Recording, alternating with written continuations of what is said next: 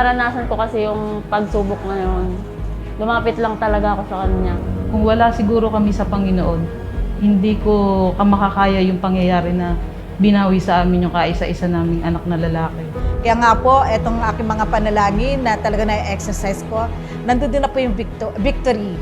Ang alam ng iba, wala akong problema, pero kaya-kaya ko to dahil nandiyan si Jesus. Patuloy magiging handa sa bawat testing na we know and I know and I believe na sasamahan po tayo ng Panginoon. Greater things na ginawa niya ay yung pananampalataya ko.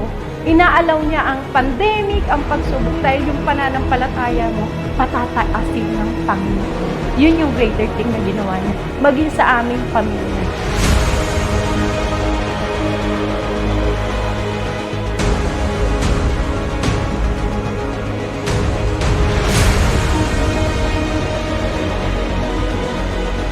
Pagkatandaan ninyo, ang nananalig sa akin, sabi ng Panginoon, ay makagagawa na mga ginagawa ko at higit pa kaysa dito, sapagkat babalik na ako sa Ama.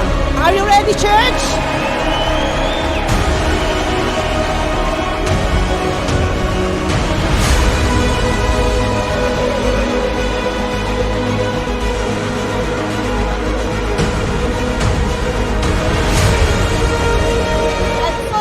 Bago matapos ang 2022, ang kabuuan ng Jan Marie Crest ay muling manganganak at hinanda na yan ng ating Panginoon. Palakpakan po natin ang Diyos. Sapagkat hindi po tayo ihinto, pinatunayan ng Lord. Kaya naman ang naging regalo ng Diyos ay ito.